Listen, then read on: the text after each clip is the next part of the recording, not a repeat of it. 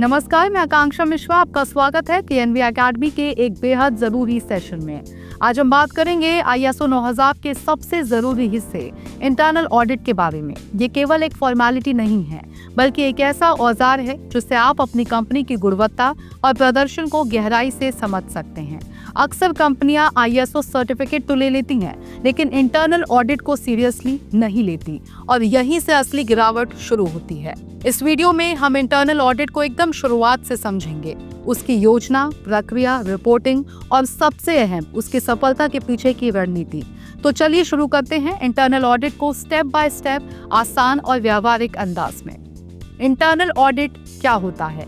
Internal audit एक structured और objective मूल्यांकन प्रक्रिया है जो ये सुनिश्चित करती है कि कंपनी की गतिविधियां आईएसओ 9001 के मानकों के अनुरूप चल रही हैं या नहीं।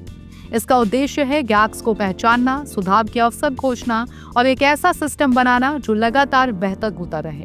ये कोई जांच नहीं है कि कौन गलती कर रहा है, बल्कि ये एक प्रक्रिया है जो पूरे सिस्टम को सुधारने की कोशिश करती है। इंटरनल ऑडिट के प्रकार। आईएसओ 9001 में आमतौर पर हम 3 प्रकार के इंटरनल ऑडिट्स करते हैं: सिस्टम ऑडिट, प्रोसेस ऑडिट और कंप्लायंस ऑडिट। सिस्टम ऑडिट में हम पूरे क्वालिटी मैनेजमेंट सिस्टम को देखते हैं। प्रोसेस ऑडिट में हम किसी एक विशेष प्रक्रिया जैसे प्रोडक्शन, सेल्स या परचेज का मूल्यांकन करते हैं। कंप्लायंस ऑडिट आईएसओ के स्पेसिफिक क्लॉजेस के आधार पर किया जाता है। अधिकांश कंपनियां प्रोसेस ऑडिट को प्राथमिकता देती हैं क्योंकि ये जमीनी हकीकत से जुड़ा होता है। इंटरनल ऑडिट की तैयारी कैसे करें?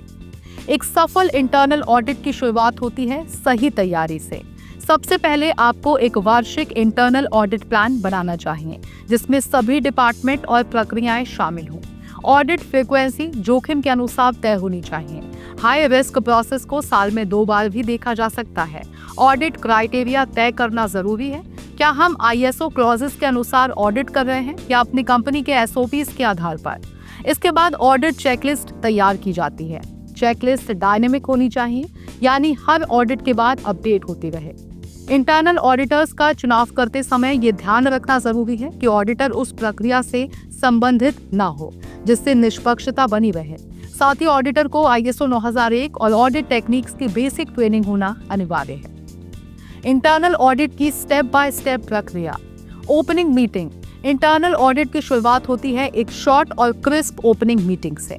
इसमें ऑडिटर, टीम, प्रक्रिया प्रमुख और क्वालिटी रिप्रेजेंटेटिव्स मौजूद होते हैं। मीटिंग में ऑडिट का उद्देश्य, स्कोप, समय सीमा और अप्रोच साफ साफ बता दिया जाता है। इस दौरान ये स्पष्ट किया जाना चाहिए कि ऑडिट कोई इंस्पेक्शन नहीं है, बल्कि इम्प्रूवमेंट का जरिया है। प्रक्रिया का निरीक्षण। इसके बाद ऑडिटर अपनी चेकलिस्ट लेकर प्रक्रिया को ऑब्जर्व करना शुरू करता है। डॉक्यूमेंट्स, एसओपीज और रियल प्रैक्टिस का मिलान किया जाता है। यहाँ सबसे जरूरी है प्रक्रिया को देखने का नजरिया।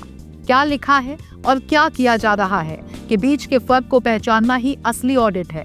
प्रश्न पूछना और संवाद। इंटरनल ऑडिट केवल प्रश्नों की लिस्ट नहीं है, ये एक संवाद है।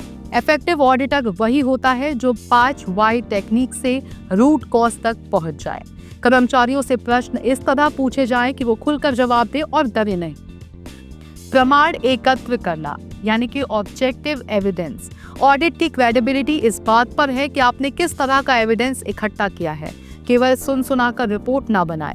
ऑब्जर्वेशन, डॉक्यूमेंट्स, इंटरव्यूज, तीनों स्रोतों से जानकारी लें और उसे रिकॉर्ड करें। यह एविडेंस आपके रिपोर्ट की रीढ़ है।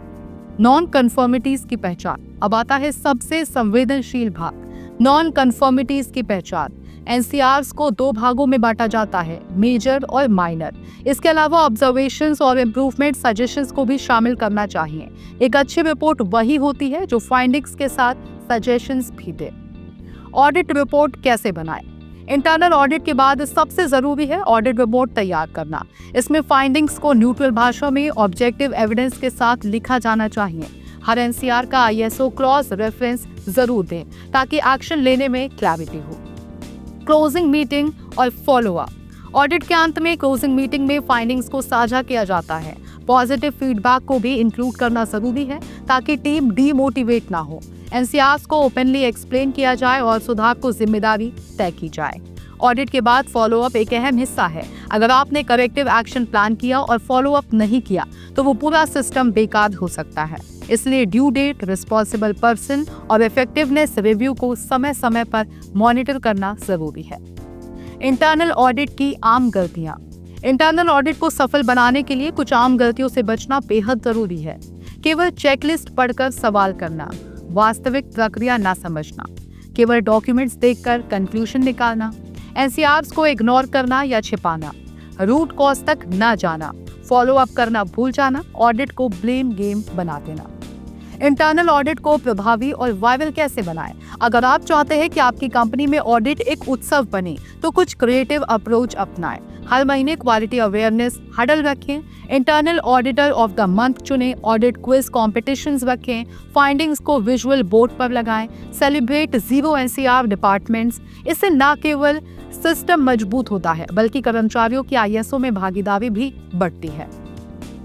इंटरनल ऑडिट सुधार का सबसे शक्तिशाली टूल। तो दोस्तों, आज आपने देखा कि इंटरनल ऑडिट केवल कागजी काम नहीं है, ये एक सिस्टम का मिरर है जो आपको आपके गैप्स दिखाता है और आगे बढ़ने की दिशा भी देता है। आईएसओ 9001 में इंटरनल ऑडिट को सही तरीके से लागू करके आप अपनी कंपनी में न सिर्फ गुणवत्ता सुधार सकते हैं, बल्कि पूरी कार्यशैली को विश्वसनीय और प्रोफेशनल बना सकते हैं। अब आपकी बारी है। अगर आपको ये वीडियो पसंद आया हो तो लाइक करें, कमेंट करें, बताएं कि आपकी इंटरनल ऑडिट जर्नी कैसी रही और इस जानकारी को अपने दोस्तों और इंडस्ट्री के साथियों तक जरूर पहुंचाएं। और हाँ, TNV अकेडमी को सब्सक्राइब करना मत भूलिए, क्योंकि हम लाते हैं वो कंटेंट जो आपकी कंपनी को सिर्फ सर्टिफाइड नहीं बल्कि आईएसओ स्मार्ट बनाता है। मिलते हैं अगले वीडियो में, तब तक के लिए ऑडिट से डरे नहीं, ऑडिट से सीखें।